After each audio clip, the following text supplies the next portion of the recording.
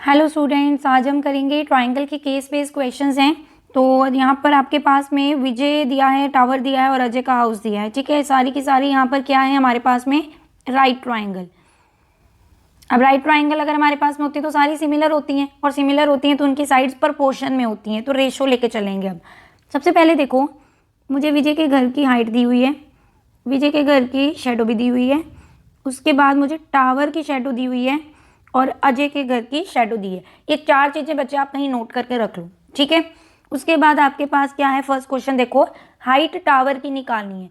तो मेरे पास में दो चीजें विजय के घर की हैं, तो आपको पता है हाइट हाइट के नीचे रहती है, और जो भी हमारे पास में ये शेडो शेडो के नीचे रहेगी। और विजय के घर की हाइट मुझे दी हुई है बेटा 20, और हाइट मुझे टावर की निकालनी है, मैं टी यूज करती हूँ। उसके बाद में मुझे शेडो दी हुई है विजय के घर की 10, दैट इज 10, एंड टावर की मुझे शेडो दी हुई है, दैट इज 50। अब क्रॉस मल्टीप्लाई कर लेते हैं फटाफट से। तो 20 इंटू 50 अपॉन में 10 इक्वल टू टी हो गया, और यहाँ से कट हो गया, ये आ गया 100। तो ये भी नोट कर लीजिए, सी ऑप्शन इसका करेक्ट हो गया है कि टावर की हाइट अब कितनी है, 100। ये चेंज नहीं होगी। ठीक है, शेडो बदल सकती है लेकिन हाइट नहीं बदलेंगी। सेकेंड इसका पार्ट करते हैं। सेकेंड पार्ट में बोला गया है length of shadow of tower find करो अगर विजय का घर जो है वो शेडो 12 दे रहा हो। बेटा अगर मेरे पास में विजय के घर की हाइट जो है वो 20 दी हुई है, और साथ में मुझे जो इसकी टावर की हाइट जो मैंने अभी फाइंड आउट करी दैट इज 100।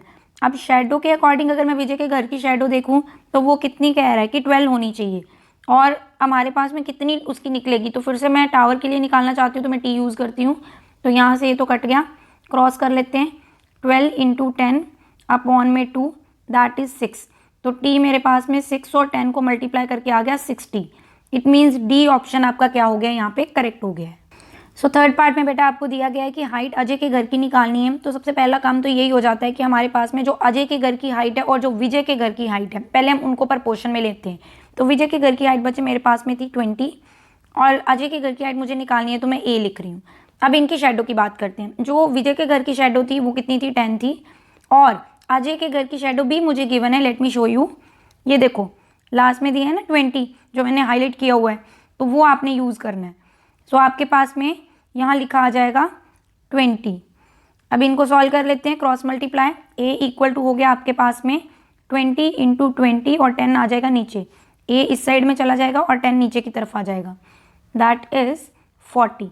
इट मीन्स आपके पास में 40 आंसर है, बी आपका ऑप्शन करेक्ट हो गया। अब आपके पास में अजय की हाइट भी निकल के आ गई है घर की 40। अब आपको फोर्थ क्वेश्चन में देखो क्या बोला है, टावर जो है वो 40 मीटर की शेडो दे रहा है, सेम पे बताओ कि शेडो अजय के घर की कितनी होगी।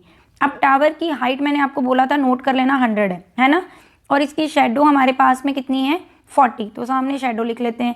नीचे आपके पास में अजय के घर की हाइट अभी निकाली, दैट इज 40, इसकी हमें शेडो निकालनी, मैं उसको अगेन ए लिख देती हूँ। तो यहाँ पे मेरे पास में कितना आ गया, A is equal to 40 into 40 upon 100, तो you will get as 16। It means 16 आपके पास में आंसर है, दैट इज ए ऑप्शन आपका आंसर हुआ।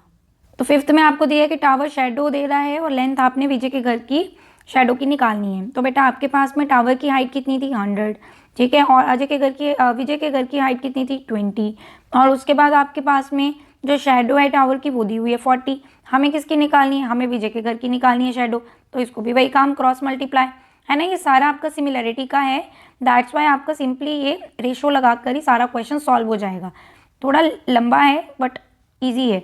तो 8 आंसर बेटा आपके पास में आएगा, दैट मीन्स डी ऑप्शन आपका करेक्ट हुआ।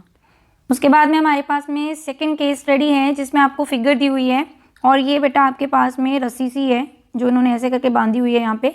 तो चलिए क्वेश्चन पढ़ते हैं क्या है। पहला देखो, कौन सी प्रॉपर्टी लग रही है यहाँ पर अगर हमें AC निकालना पड़ जाए। तो AC तो ये है ना ऊपर वाला, ये पूरा डिस्टेंस, तो ये तो पाइथागोरस है क्योंकि यहाँ पे 90 है। तो यहाँ पर सिंपल आपका ऑप्शन कौन सा हो जाएगा, C option is correct answer. अब हम निकालेंगे AC का डिस्टेंस निकालना है मुझे। अब AC का डिस्टेंस कैसे निकलेगा, पाइथागोरस लगा के। तो आपको क्या क्या दिया हुआ है, आपको दिया है बेस और आपको दी है हाइट। तो यहाँ से हो गया 30 का स्क्वायर एंड आपको दिया है 40 का स्क्वायर।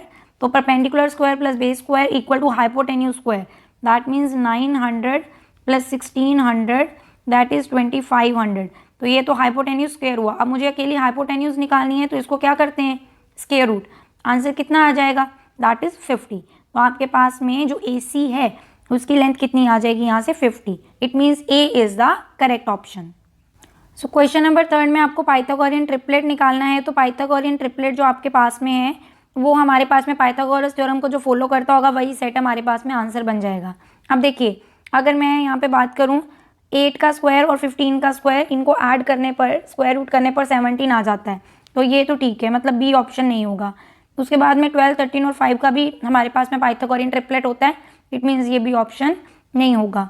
उसके बाद में अगर ए की बात करूँ तो हमारे पास में 7 का स्क्वायर और 24 का स्क्वायर, अगर हम इनको प्लस कर देते हैं 625 वाला केस बनेगा और स्क्वायर रूट करके 25 आएगा, मतलब ये भी नहीं है।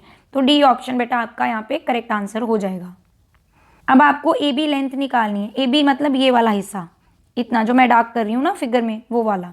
तो पहले आपको ए सी पता है ना, अभी पीछे निकाली थी हमने सेकेंड पार्ट में, कितनी आई थी 50, उसमें से आपको बी सी माइनस करनी है, तो ए बी निकल के आ जाएगी। तो 50 में से हम बी सी की लेंथ माइनस कर रहे हैं, आंसर आ रहा है 38। इट मीन्स बी ऑप्शन आपका करेक्ट हुआ। फिफ्थ पार्ट में आपको लेंथ ऑफ रोप मांग रहे हैं, मतलब ये वाली चीज़ जो मैंने अभी हाईलाइट करी थी, अब ए बी हमें नहीं चाहिए, ठीक है ना। तो हम क्या करेंगे, हम करेंगे ए डी को प्लस, साथ में डी सी को और साथ में बी सी को, बस यही रॉप है हमारी। तो 30, 40 एंड साथ में 12, तो आंसर कितना आ जाएगा 82। That means C option is your answer. Next आपके पास में थर्ड जो है केस स्टडी में आपको दी हुई है मॉडल बॉट की, ठीक है। उसका स्केल देखो कैसा दिया है, स्केल आपको दिया है 1:4 का, और मॉडल आपको दिया है 120 centimetre long. Full size board की विड्थ बेटा आपको दी हुई है, तो विड्थ आपने स्केल मॉडल की निकालनी है। देखो, अगर आपके पास में कोई मॉडल बना है एक्चुअल में उसका स्केल 1/4 है, इट मीन्स कि वो हमारे पास में अगर फुल जो मेन ओरिजिनल थी और जो मॉडल बना है उनकी रेशो 1/4 होगी। पहला काम तो ये आपको याद रखना है। दूसरी बात, विड्थ की बात करिए, इसका मतलब मैं इसको क्या करूँगी, मेरे पास में अगर एक्चुअल इमेज जो थी, मीन्स ये मेरा मान लो ओरिजिनल है, ठीक है, और ये मेरा मॉडल है, ठीक है, और यहाँ पर मेरे पास में कुछ ऐसा है कि इस ओरिजिनल का जो विड्थ है वो क्या है, मॉडल की हमारे पास में जो विड्थ है वो 1/4 देती है। तो इट मीन्स हमारे मॉडल की जो विड्थ होगी वो एक्चुअल में ओरिजिनल का 1/4 होगी। तो दैट मीन्स आपके पास में आंसर कितना आ जाएगा 15। तो सी ऑप्शन आपका यहाँ पे करेक्ट हो जाएगा। नेक्स्ट सेकंड में वो क्या पूछ रहा है, what will be the effect the similarity of any two polygon. कोई भी दो पॉलीगन हमारे पास में है, ट्राइंगल है, क्वाड्रिलेटरल, एनीथिंग, तो आपके पास में वो हॉरिजॉन्टली फ्लिप हो सकते हैं, बिल्कुल हो सकते हैं, डायलेट किए जा सकते हैं। डायलेट मतलब हम उनके स्केल फैक्टर के अकॉर्डिंग उसको छोटा या बड़ा कर सकते हैं। ट्रांसलेटेड डाउन मतलब अगर फिगर ऐसी है तो हम इसको नहीं, ये तो अपर साइड हो गई ना, डाउन वाली बात है, तो ऐसी है तो इसको थोड़ा नीचे ले आओ तो और नीचे, मतलब रहेगी तो सेम ही ना, तो ये भी हो सकता है। बट ये कभी मिरर इमेज नहीं होती, क्योंकि अगर ट्राइंगल ऐसी है तो मिरर इमेज में ऐसी हो जाएगी तो वो गड़बड़ हो जाएगी, ठीक है। तो मिरर इमेज नहीं होती, ये हमारा गलत ऑप्शन हो जाएगा। तो यही इफेक्ट करेगा सिमिलरिटी को कि मिरर इमेज नहीं है। आगे थर्ड पार्ट देखो, दो सिमिलर ट्राइंगल है हमारे पास में, उनका स्केल फैक्टर A/B दिया है, कौन सी स्टेटमेंट कहते हैं ट्रू हो जाएगी। रेशो उनके पैरामीटर की 3AB, बिल्कुल नहीं, अगर 3 है तो फिर 3B करना चाहिए ना, उन्होंने यहाँ पे ऐसा थोड़े ना दिया कि वो 1/3 है, तो A नहीं है। उसके बाद में B कहता है कि अल्टीट्यूड AB होगा, ऑब्वियस है बेटा, अगर हमारे पास में कोई भी ट्राइंगल स्केल फैक्टर A/B है, इट मीन्स उसकी हर एक साइड, उसके मीडियन, उसके अल्टीट्यूड, उसका सब कुछ A/B ही होगा। इट मीन्स फिर मीडियन वाला भी गलत और डी ऑप्शन भी गलत, तो B ही आपका करेक्ट आंसर है। फोर्थ में आपको बच्चे शेडो दी हुई है, स्टिक की लेंथ दी हुई है, शेडो की लेंथ दी है, तो मैं स्टिक की यहाँ पर लिख लेती हूँ पहले हाइट और सामने लिख लेती हूँ उसकी शेडो, और ट्री की बच्चे आपको शेडो निकालनी है और ट्री की आपको हाइट दी हुई है, तो हाइट के नीचे हम ले लेते हैं इसकी हाइट और साथ में ले लेते हैं इसका यहाँ पे जो निकालने वाला काम है। तो चलिए h is equal to 2 multiply 12.5 upon में 5, तो ये कट हो गया, 2.5 आ गया, यहाँ से मल्टीप्लाई कर लो इसको और इसको, आंसर आ गया 5। तो डी ऑप्शन आपका करेक्ट हुआ। फिफ्थ वाला देखिए ज़रा, उसमें आपको मॉडल है, okay, ABCD model, square base है, ई आपको बच्चे मिड पॉइंट दिया है, एफ भी मिड पॉइंट दिया है, एच भी दिया है। इट मीन्स अगर मैं इस लाइन की बात करूँ और इस लाइन नीचे वाले की बेस की बात करूँ तो ये मिड पॉइंट थ्योरम बनाएंगे ट्राइंगल में। हमें निकालनी है लेंथ EF की, तो वही काम हुआ, हमें EF की अगर लेंथ निकालनी है तो मिड पॉइंट थ्योरम के अकॉर्डिंग AB का हाफ करना होगा। तो AB कितनी है, दैट इज़ 12, तो 12 को बच्चे आप हाफ कर दो, आंसर कितना आ जाएगा 6। तो सी आपका करेक्ट ऑप्शन हुआ।